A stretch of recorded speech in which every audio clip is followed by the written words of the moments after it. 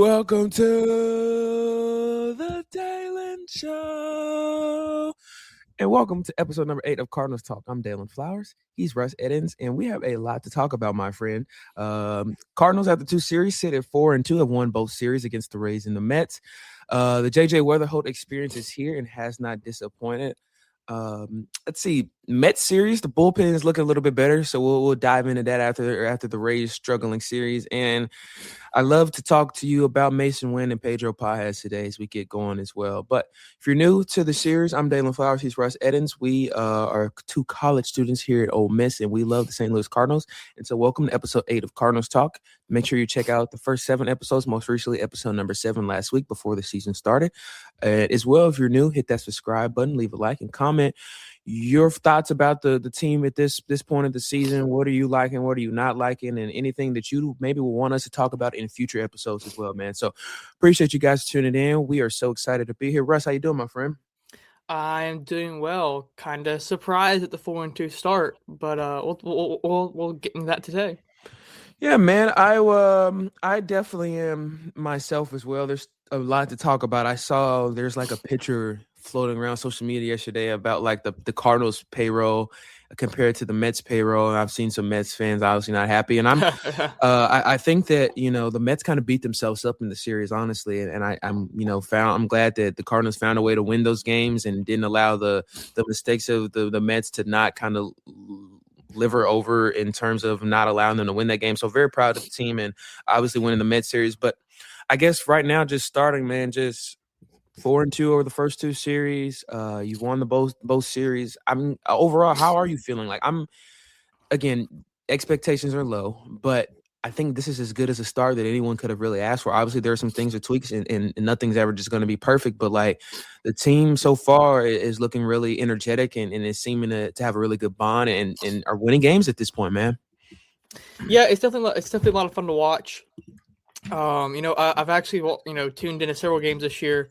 You know how much I'm in the office, so I do a lot of work there. But I did try to tune in as much as I can, and it's been a lot of fun to watch. I really enjoyed, hearing about Jordan Walker and Nolan Gorman.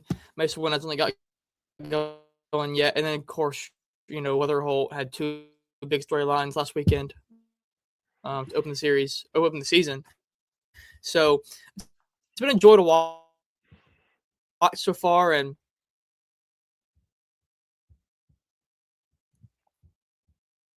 we lost Russ. It's okay. We'll come back. Long as they just kind of, keep this afloat, we, just keep this going. Yeah, it's been a joy to watch, Walker and Burleson. I always love Burleson. He's been off to a great start this year. Walking more, he's striking out, which is great. Gorman, obviously, your guy, is getting it done. Victor Scott is, the numbers are there. He's doing well. Begin the season. I'm curious to see how sustainable that's going to be. And then the rotation, not really a surprise for me. I was a little surprised to see like Dustin May struggle as much as he did. Yeah. But Libby, McGreevy, Leahy, not the best start, and Pallante, 3 out of 5 are kind of got it done through the first start and +1 for Libby. And the bullpen, like you said, kind of surprised. Kind of figured it out this past few days. O'Brien looks good in 4 games, 4 innings, doesn't give it up anything. Obviously, all our small sample sizes. Romero still getting it done. That trade from several years ago still good. Stanek, who looks good, the ERA wise, and Gordon Graceffa only pitching 2/3.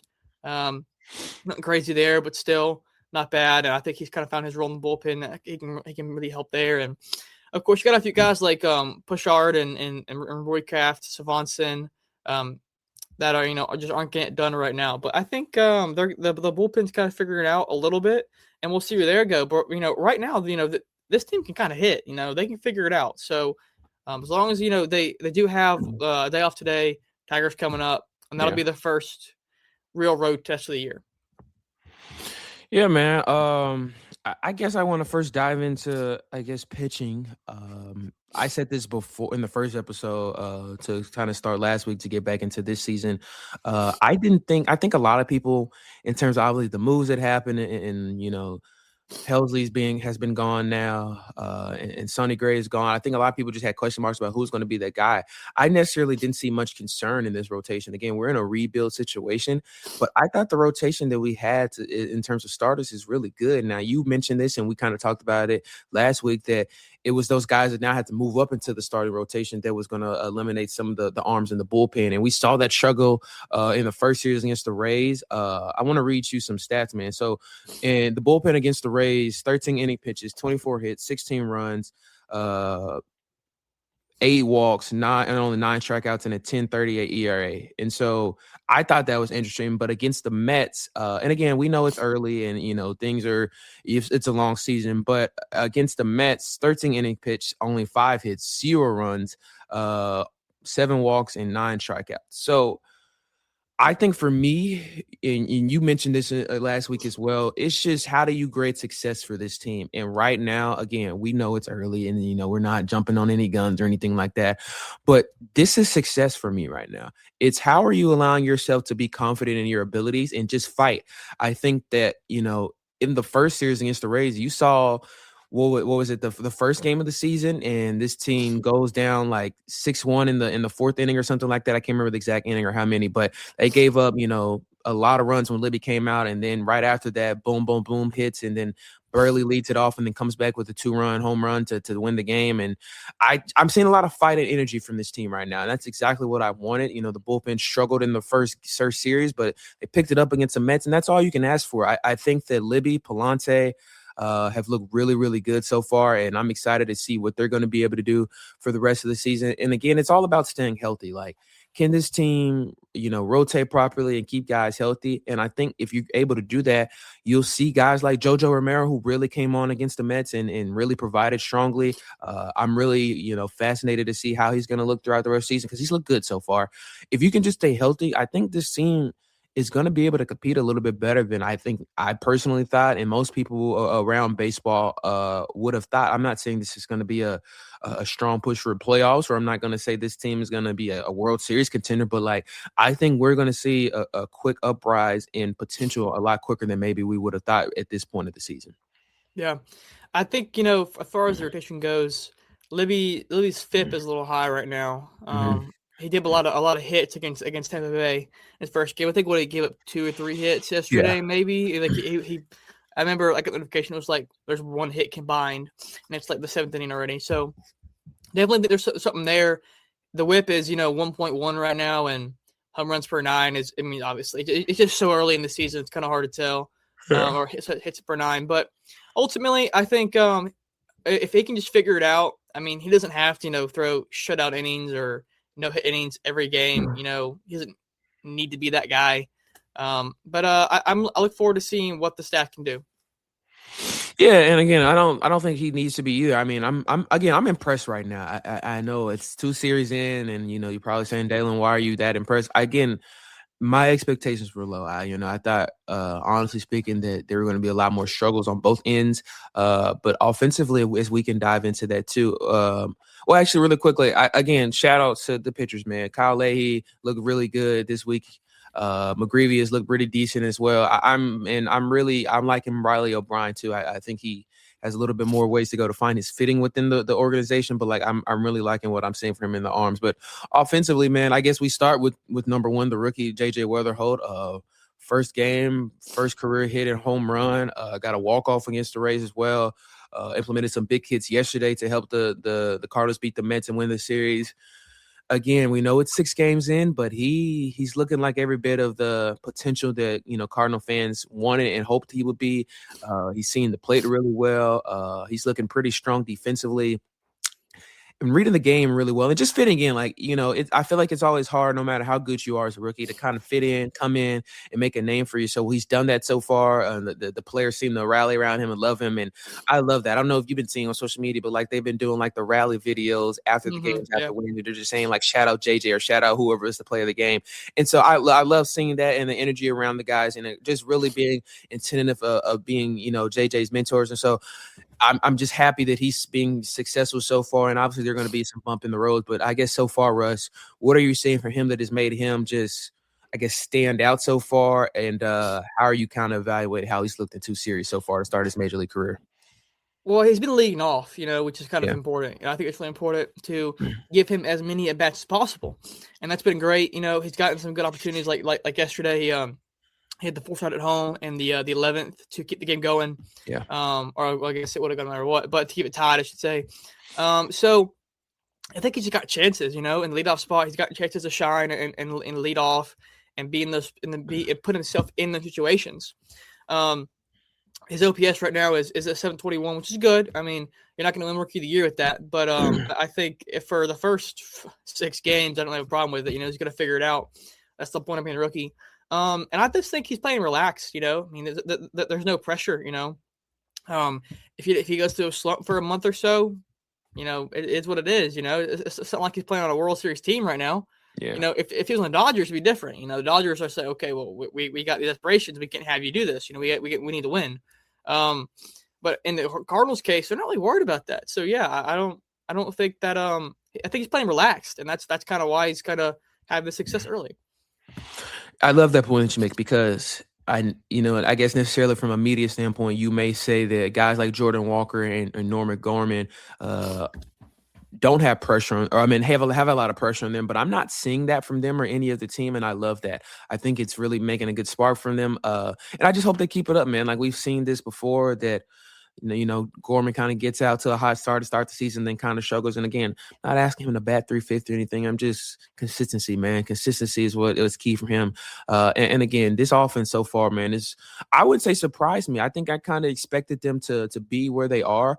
Obviously, Burley is looking really strong. He's come in really big in clutch moments so far, and it's kind of been the leader. But Jordan Walker, man, I have to give props where they're due, man. 890 OPS, leads the team in runs so far. He's looking really strong at the plate. Now, obviously, there are some things to tweak. He needs to kind of read the fastballs a little bit better and read the balls coming in on his hands a little bit better. But I'm really impressed with him.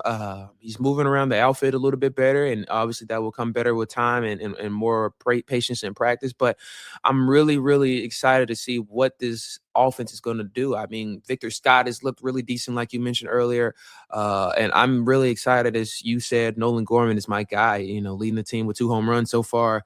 I just want him to keep it going, man. Like I get so much joy when he's successful. Like I really just wish the best for Nolan Gorman. And when he is successful, this team gets to be successful as well, especially where he's batting at. So from your perspective, Russ, what are you seeing from the offense that is making them so successful? Because it's been in these games as well, especially against the Mets. You saw these were some low grinding games, 3-0 win, and we lost 4-2. We won yesterday very closely in, what was it, a 2-1 win. So these games have been close, but the offense has remained strong and have remained confident in as well. Just I seeing a good IQ from the team as well in terms of base running and understanding when to do things at certain moments.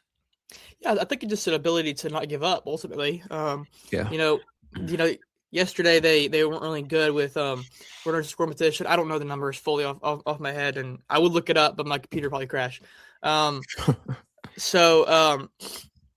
I think it's just the ability to stay in the fight. I think the first game of the season was a great example of that. Down 7-1, and they just kind of rallied. Yeah. And I think that's just kind of mentally speaking, the team is in a good place. I think that's really what it comes down to. I don't know if one person is, no one's like one dotting it right now. No one's like taking over the scene or anything. You have Walker and Urias who are, batting, 890 right now. And then it kind of dips at 25. So, no one's like, taking over the game right now or anything, but ultimately everyone's kind of pitching in a little bit, giving something. And I think that's really, really important. They're getting, good quality at bats, and I look forward to, watching the team more as we go on the season. I really hope they play like this in the June, because June is the month where we don't have school, work, tremendously, drops. There's less work to do, so I can actually sit down and watch the team more. Because everything I have is pretty much based on box scores and whatnot, but I listen to the game. It's not the same as seeing it. So I hope to see them more. Of course, blackouts stop me so much. So I really just hope that I really just think it's just the mentality of the game is never out of reach, and when the starters go out and they keep the game close, it makes it easier for the roster, for the lineup to battle and stay in the game. Yeah, I remember us talking about that a lot last year going into June, how important that was for the team. And it's important for every team in the month of June to just that's the point of the season. I feel like you want to start finding your stride. Who are the guys that are gonna step up and be your key starters in the rotation and in the bullpen? Who are going to be the guys offensively that you feel like you can rely on in your lineup? Um, I'm really excited to just see the overall depth of this team. I do want to get into Mason Wynn and how you're feeling about him defensively. Obviously, he's looked really fine. That's what he does. But from a batting sense, I don't really know what the next step is for him. I get it. It's early in the season, but this is something that I've seen from him from the get-go in terms of I would just say being too quick to try to recognize pitches at the plate. And when I say that is that I feel like he's so eager and aggressive to make something happen that he's not patient enough at the plate. And it's really starting to halt him. And I don't want to make that a big cautionary at this point in the season, but I definitely think it's something that I feel like we need to talk about and something for all Cardinals fans to kind of acknowledge in terms of how do we get this guy going? How do we get him to be a little bit more effective? I know he got the win yesterday for us and got the walk-off, but in more of a consistent term, he's really important for this team and for the success of this team. And when Mason Wynn has energy and when he's confident and when he's going on both ends, and that when he's hitting better, it allows him to have more energy and confidence as the defender as well. This team can really compete against, almost anybody in the league. And so I guess from you, Rush, is what are your overall thoughts about him right now? And I guess how do you see more improvement from the batting point of view for Mason Wynn? It's really interesting because, a few years ago, it was Walker who was in the league, and then Wynn was down the minors. And then it was Wynn up in the league, and then Walker down the minors. And so they've gone back and forth for 3 or 4 years now in this who's like the more important player. And now Walker has kind of recaptured that title over the first 6 games, which doesn't mean much yet. But, people are getting to see Walker in his true form now. We know what Wynn's capable of. But I think long term, at some point, and obviously, look, this is a complete overreaction. But at some point, when do you consider him a defensive first shortstop or a defensive only shortstop? When do you consider him a guy that's going to, bat in the 9 hole and hopefully draw a walk or something, or just outrun his infield single at first, and hope he gets on base. I don't really think he's going to turn into that. But he's so young. He's so young and early in his career. He's only 24 years old. He's only 24.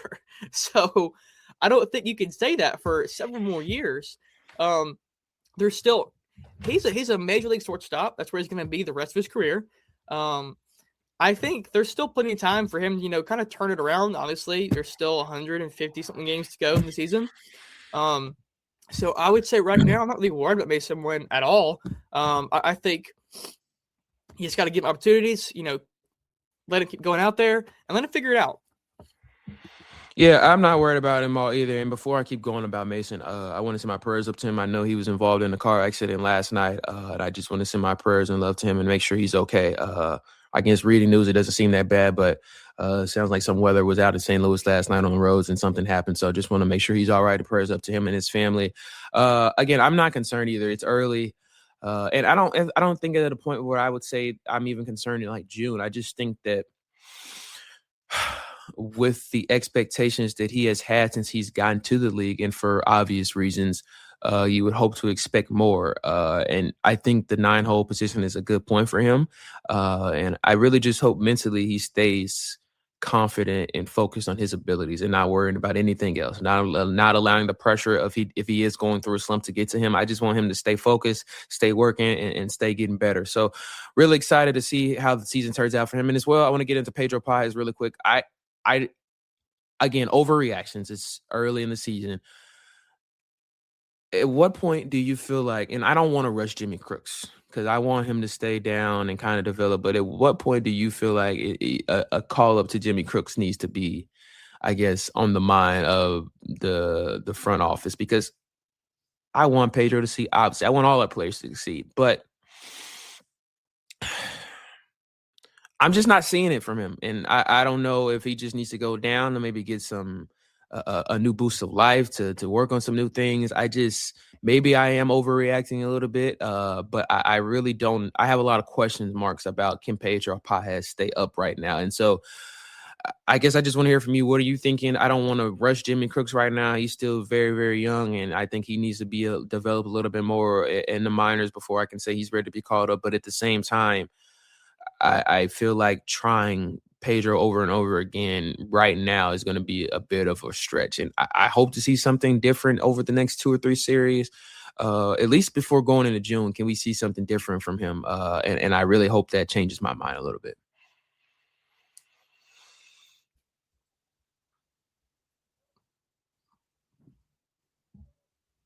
Am I good? Yeah, I can hear you. Okay. Sorry, it's acting weird. Go ahead. Yeah, I think at some point this year, it's time to bring up Crooks. And kind of let him eat. I think that's the whole point of this season. In fact, that's kind of why you traded Contreras. To shorten the bench there, not shorten the bench, but to get rid of the he's not a catcher anymore. I should say. So that doesn't even matter, I suppose. But that's why you didn't bring anybody else in. You had Herrera. Herrera is not the best defensive catcher in the world, probably. Honestly, Pages is there for defense, and he does have one error in the year, which I mean, he's thrown out one base runner out of 2. He's allowed a few wild pitches, nothing crazy. So I think at some point you just consider stopping having him as a defensive only catcher, and you bring Crooks in and hope to get a little more pop at the bat. And I don't know a lot about Crooks. I've heard his name for several years now, and we'll just kind of see where he ends up. But I think at some point in the next 2 months, Crooks may have his name called up here. I think that's just kind of the direction this season's going to go, and we'll see how that works. But right now, I mean, at 4-2, they don't really need him. Herrera, I don't know how many games he's gotten at catcher. I know he's been the primary DH. Ivan Herrera isn't going right now either. That's also an issue. I think Ivan Herrera not hitting is more of an issue than Pages not hitting right now. So I think at some point in the next 2 or 3 months, you kind of have to bring him up. I don't think you can wait till September. When a lot of prospects get called up, he needs a longer schedule. He needs more games. So I think it'll be soon. What is your ceiling for Ivan Herrera?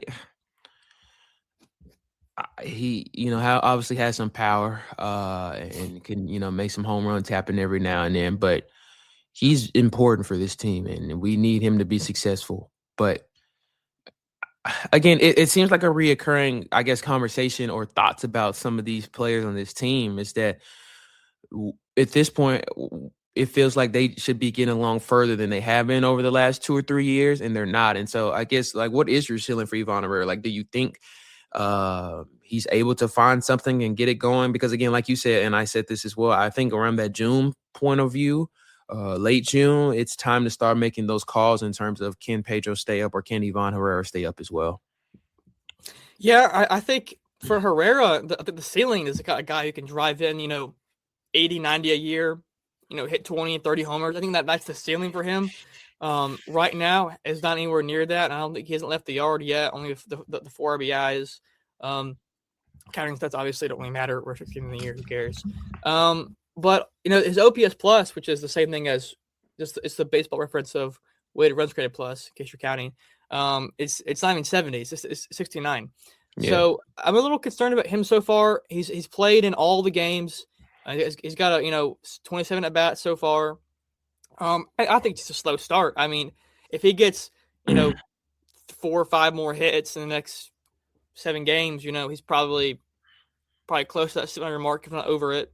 And 700, 750 is kind of where you want to be at. I suppose 700 is still kind of low, but it's serviceable. He's not quite there yet. I'm not really worried about Ivan Herrera. I mean, I'm still a little worried, but it's just so early in the year. The optimist in me is saying, give him more time, and he'll figure it out. And that's kind of the case. Everybody, like Walker and Burleson are doing so well, and Gorman obviously is doing well. We're like, oh, that's great. It's early in the year, but they're doing great. It's really good. On the other side of that is give him more time. Give Pages, give Herrera more time. And they'll figure it out. So it's really good to be, and it's really easy to be optimistic about it now. But in 2 or 3 weeks, when they've got 100 ABs, under their belt for the year, and a dozen games, they're kind of and the true chemistry and identity of the team is kind of revealed. I think this team has an identity, by the way, a very clear identity. But in a few weeks, when you have more bats and whatnot, I think then you can start to maybe get a little worried. But for right now, Ivan's going to figure it out. And if he doesn't, then I think it's time to call, Crooks up, and see what he does in the Pies' place. But there's no one else that can really take that DH position. But if Pages and Herrera can't hit, together at all, like if they combine, can't do anything, as they say in Moneyball, recreate them in the aggregate, I'd say it's time for Crooks come June 1st. Yeah, man. You said this, and I'll say it too. I don't know much about Jimmy Crooks, but I've heard good things, and hopefully he can just bring a spark if that call does come up in, say middle of June. So we'll see. I do want to, again, give my shout out to Nolan Gorman, man. He's 238, 6 ribbies, 2 homers, man. I couldn't have asked for anything more from him at this point, honestly, man. I think he has to be a little bit more patient with the breaking balls and trying to reach down. But other than that, man, let's just keep it going. I'm really excited about this road series coming against the Tigers and Nationals. I love road games. I always think it's able to test your true character. I got against the Tigers, a playoff team last year, and the Nationals that are NL rivals. So we'll see how we compete in those 2 road series. And again, I think that's right now my word of the season. I guess I can ask you what your word of the season is. Mine is just compete, man. That's what they've done so far. And they have just fought a lot. And man, we were watching the first game, and I'm like, Libby goes out, and then we give up run after run. I'm like, here we go. This is what I thought was going to happen. But we saw them fight and compete, and so I love seeing Nolan Gorman compete, and I love this team right now, man. I love this team no matter what. Shout out to Burley, shout out to Jordan Walker, Victor Scott. Sagaci's looking really well. Who else is? Obviously JJ. I'm fascinated with this team right now, but compete is my word of the season so far. Yeah, I would say my word would be identity. They have one. Last year we were talking about identity in June. We're like, they don't have one. Now they do. They're all young. The oldest player was a free agent they signed like a month ago. It's 32, and 24, Walker 24, Burley's 27, 26, 25, 23. 27, 26, 24. I mean, this is a young team. Even the bullpen's pretty young. The oldest one they got there is Stanek at 34, and outside of that, it's all just in the upper 30s or upper 20s, I should say. And I think that's really cool for them, to just be so young. And I think Crooks, he'll make the team even younger when he hops aboard. What's crazy is Weatherholt is 23 years old. He's only 2 years older than us, and then Gorman is only 2 years older than Mason Wynn. Gorman has been in the league for like 10 years. He is only 2 years older than Mason Wynn. So it's also Burleson's old. He's 27. He's one of the oldest guys on the roster. But it's youth. They have identity. It's youthful. It's they're kind of they're pretty energetic, I'd say. They got some, I don't think, swag to them, because they don't really have that kind of guy. But they have energy, and that's something that I like to see. It's fun to watch, and it gets clicks. So people are gonna follow the team more, which is nice. I hope. I know they're not watching, but I hope every Cardinals player is watching this and just heard Russ Edens say that none of you guys have swag. Okay, so take that with a grain of salt and run with it. I felt left out. He had his Cardinals hat on. I'm not really a hat wearer, but I had to go put my drip on, my swag on. I noticed I have to get some new jerseys, bro. I only have one Cardinals jersey, and it is unfortunately. Well, it's not unfortunately. It's Nolan Arenado. He's obviously gone. So I guess really quickly, let's dive into some of the players that have left as well. Nolan is he's struggling, man. He's not looking good out there. Arizona, 150 ABA so far, only 3 hits throughout the first 2 series. it may just be time for him to just call it quits, man. And I hate that. Like, I really hate how the last part of his career has had to turn down to St. Louis and now in Arizona. But I won't get too much into that. Brendan Donovan is out there looking like Brendan Donovan so far, and I really do miss that guy. But I hope he succeeds. If I'm not mistaken, I said did I say Seattle was my World Series champs this year? I think so. Let me check that just to make sure. I'll say this about the team as you do that. I'm actually looking back on it. Trading Donovan. They traded Arenado too. Those moves worked out, not just in the sake of getting prospects back, but it lets Gorman go back to what he knows, what he played in the minors. I think that's gonna be huge for them. He feels more comfortable, and obviously third is a more difficult position than second base, but it was kind of out of his realm of comfortability almost. I feel like maybe that's going to spark him a little bit, and then Weatherholt shipping off Donovan allows Weatherholt to play every single day. Although I'll say there's kind of kind of like Ole Miss right now, there's kind of a black hole out in left field. So we could use him out in left, but who the left fielder is kind of up for grabs. So JC and Church haven't really gotten off to a good start, although Church had a highlight reel in game one. That was insane. He had an awesome game. So, we saw what he can do there. I'm not going to, Church, if Nathan Church can get have a 750 OPS, that would be awesome.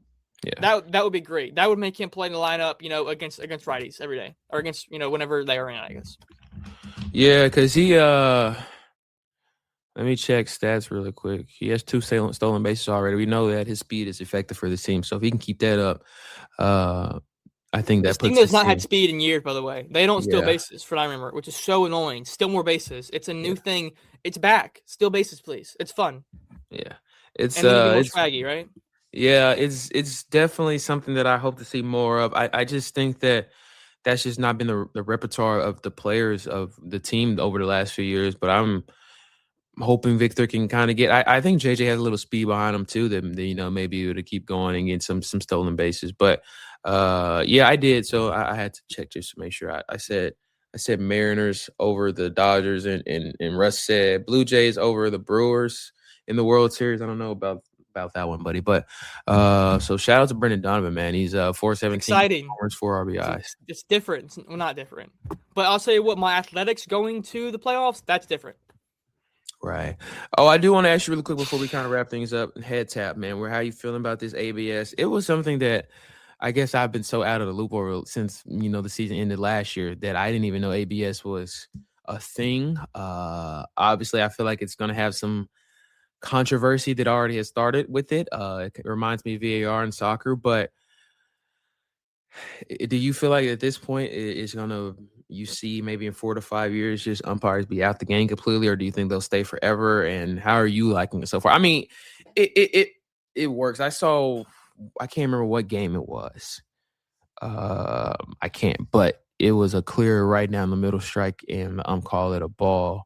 And immediately the player head tapped, and he was like, yeah. And so it was the quickest thing ever. But what are your thoughts about ABS, and how are you liking it or disliking it so far? I think I have a lot of thoughts about that. I'm a big fan of John Boy Media. In the off season, I listen to a lot of music. Now I pretty much will just listen to John Boy Media podcast in the next 6 months. That's what I'm going to get back to. And they mentioned the point the other day of C.B. Buckner. And now he's not going to be here next year because he's going to retire because of the system, because he's going to get embarrassed. That's kind of fair almost. Like, just do your job better. But also, I'll say ABS was designed to correct the obvious ball strike. That's the issue.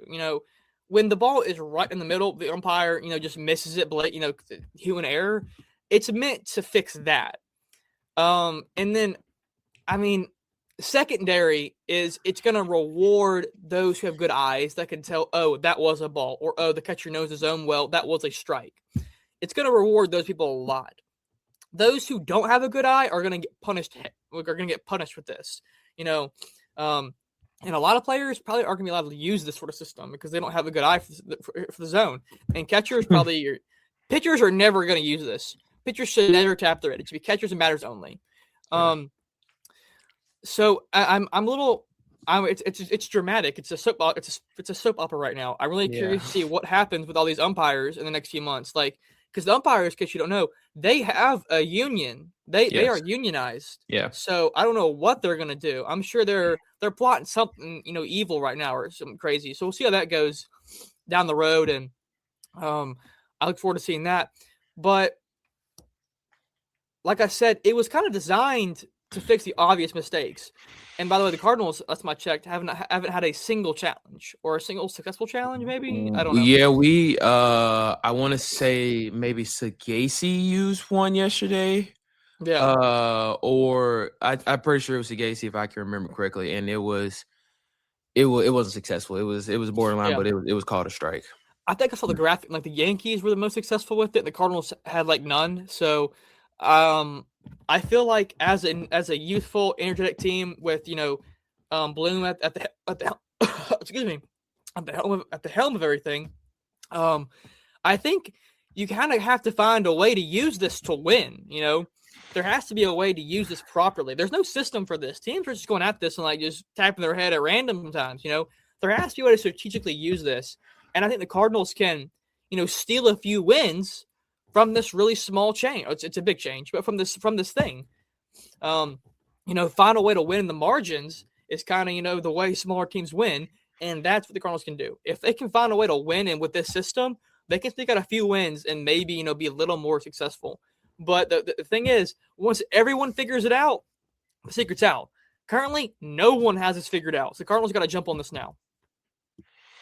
I love that point that you make because I don't remember. Again, my bad. My mind is bad. I'm sorry, y'all. But there was one game and the guy did it, and then in the next pitch, another pitch kind of went wild, and he did it again and was successful on both. So like, there are no rules and regulations around it, which is why I find interesting you bring that point up because it can be a little hectic for some players, and I wonder what are those conversations between managers and certain players. I feel like now as a manager, you have to go sit down with certain players and be like, hey, we love you, man, but don't tap your head, So I wonder what those conversations are. And even between umpires and the union as well, like you said, man, like I feel like